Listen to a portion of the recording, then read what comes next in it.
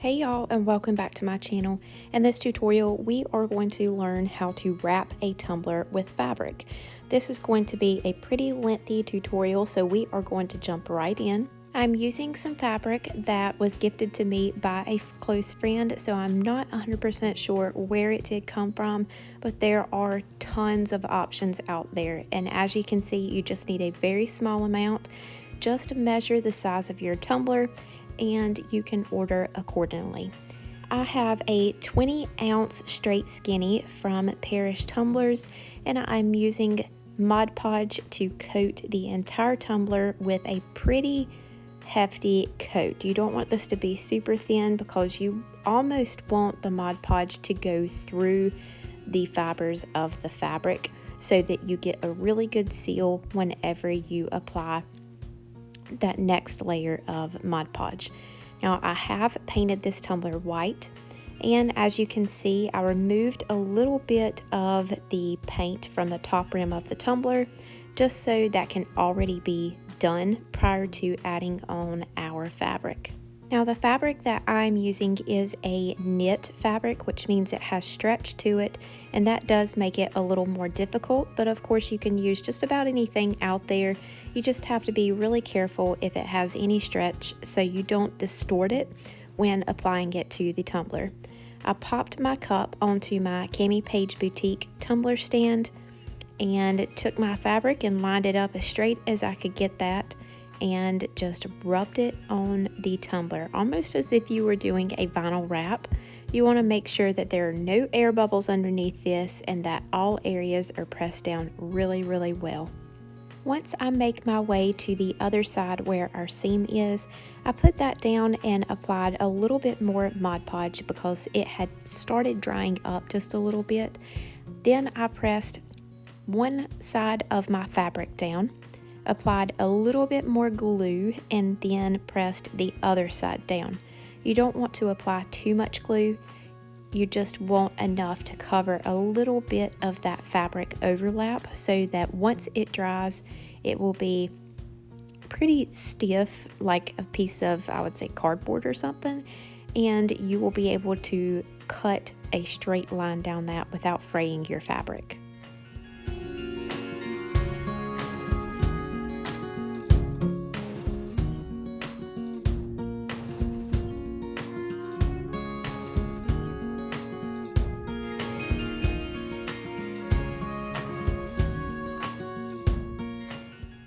Once I had the seam pressed over, I cut off any excess fabric, leaving about an inch overlap on the seam so we can cut straight down that center once this has dried completely and get a nice crisp line.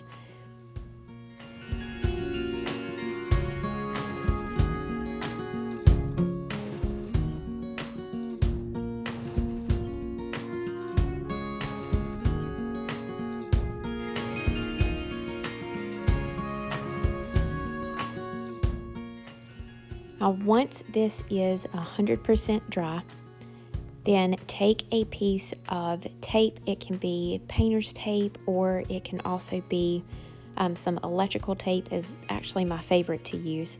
Line that up perfectly down the center of your two pieces, one that is on your tumbler and the one that overlaps, and then take a craft knife and cut directly down the seam. Now I did say to make sure this was completely dry, and I thought mine was, but it was not.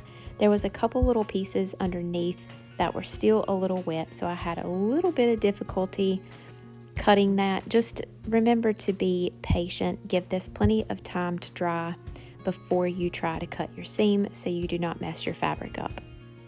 I just pulled that up really slow to make sure that I did not stretch the fabric, because once again this is a knit fabric. I did not want to stretch it too much to where my seam wouldn't go perfectly together.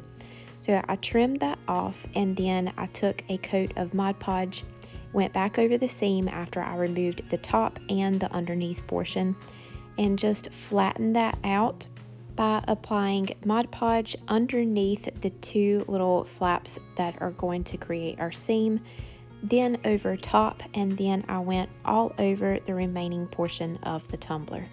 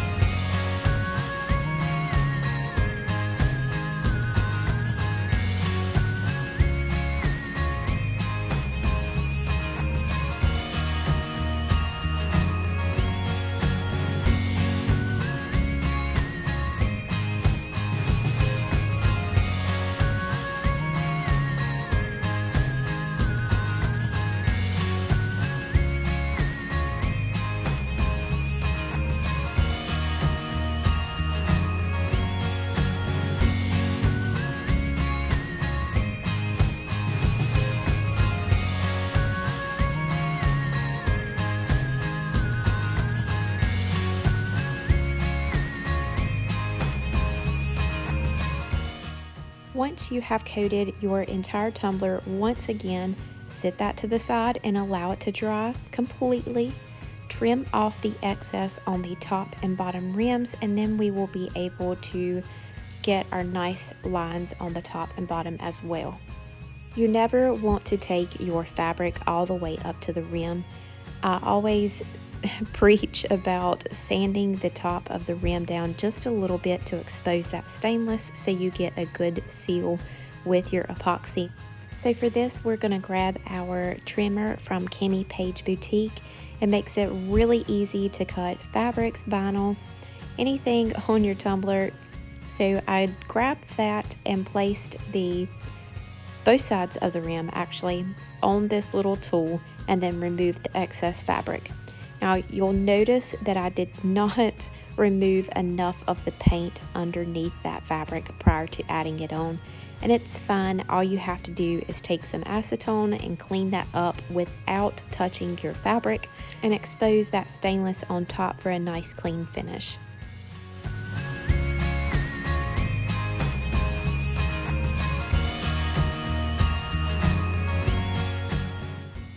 Now once I had those trimmed off and that top rim cleaned, then I went to the bottom of the tumbler, and I'm going to finish that off by painting it black and putting some glitter on there. You don't have to add glitter. You can actually epoxy this, then tape it off and spray paint the bottom for a nice clean finish as well. I just wanted to help eliminate another step with epoxy, so I went ahead and just carefully went around the bottom, painted that bottom, and then I added my glitter on. The glitter we are using is a .008 cut of Midnight and Sorcerer from PDB Creative Studio. I just mixed these two together to get a little bit of a holographic sparkle since we have so much color in our fabric that we're using. And I chose a extra fine cut because I don't want to have to sand the bottom rim too much on this tumbler. You really want to be careful with sanding when you are using a fabric. If you sand through your epoxy to your fabric, you can pretty much consider it ruined and have to start all over. Because if any moisture gets to the fabric or the Mod Podge underneath, once you epoxy over that, then you'll have like a milky white looking bubble. And even if you try to cover that with glitter or a decal, something of the sorts, it can actually spread over time underneath your additional layers of epoxy. So definitely be careful with your glitter that you choose. Make sure you don't have to sand extensively because you do not want to go through that epoxy to your fabric. Since I was using Mod Podge to apply the fabric to the tumbler, I just went ahead and grabbed it for our glitter application. This is never really my go-to, but since it was right on hand, that's what we used.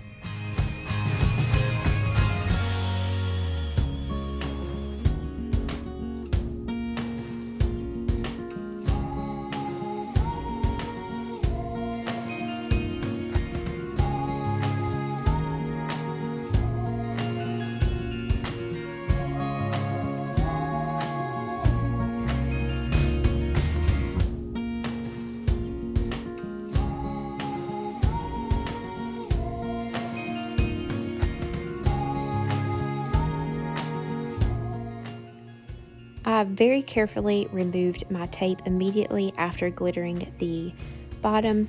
I allowed that to dry for a couple of hours, and then I went in with another and final layer of Mod Podge.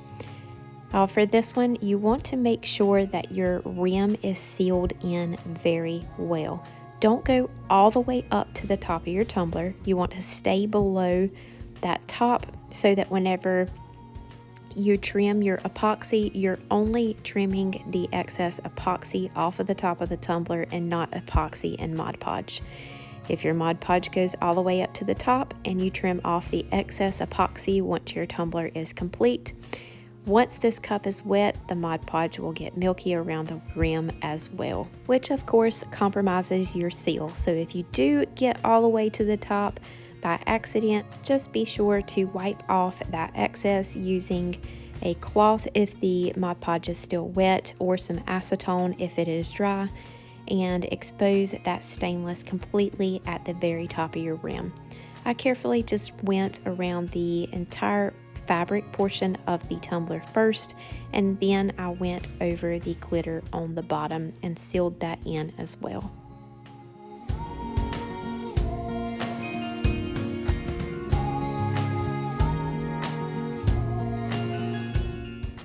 Since we had so many layers of Mod Podge on this, I allowed it to sit overnight, and then I applied one layer of epoxy to seal all of that in.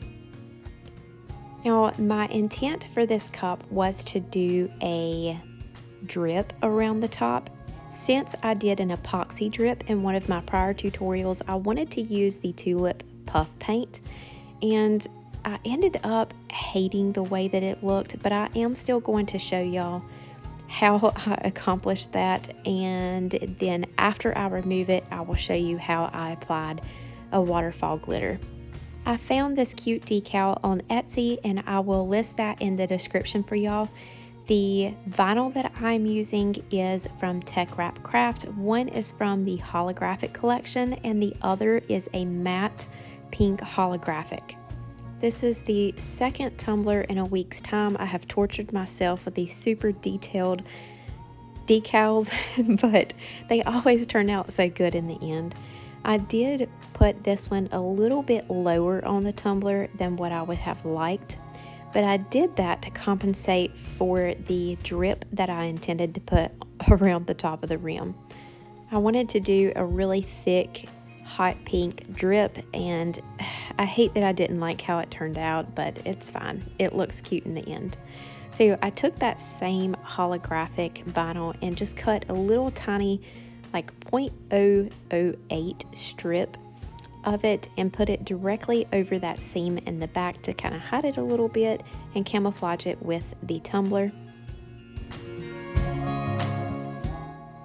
Then I grabbed my Tulip puff paint. This is actually a glow-in-the-dark pink, and I went all the way around the rim of the tumbler.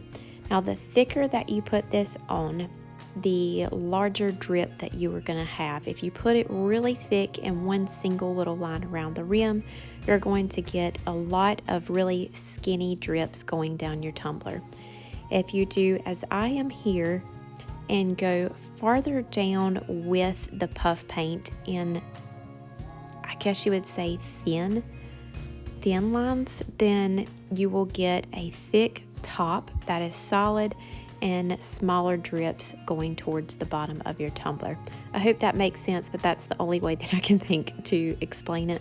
So I went around the cup with about 3 or 4 rows of this puff paint. Once I had that on, I stood it straight up and just tapped it on the table and let it do its thing.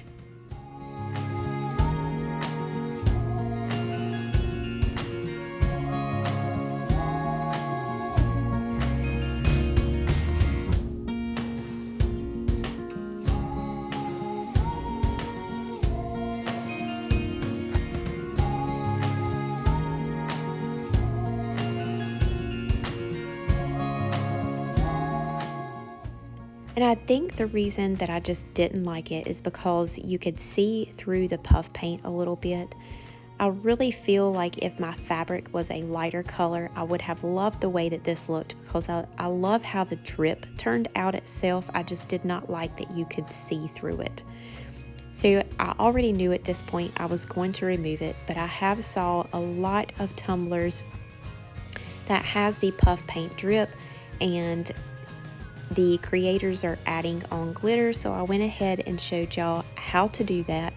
Once you have your puff paint dripped on your tumbler, just take some fine glitter and sprinkle it all the way around that top and allow it to dry for a solid like 12 to 24 hours, because it does take a long time for that puff paint to dry, and you want to make sure it is super dry before you apply your epoxy over top.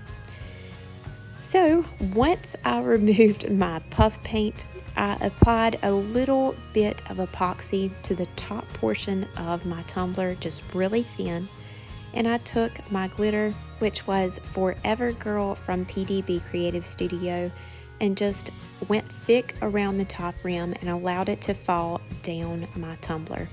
I, of course, avoided putting any epoxy around my decal that I had applied to avoid any glitter from sticking to it. I applied a layer of epoxy, sanded it really well, and then added on my final layer. I'm not super happy with the way that the rim turned out on this tumbler because my original intent was to do a drip and it would have been covered up. There is another adjustment that you can add to your cutting tool from Cami Page Boutique that would have made that a lot smaller around the top. I will link that down below as well, along with all other products used with some discount codes for y'all.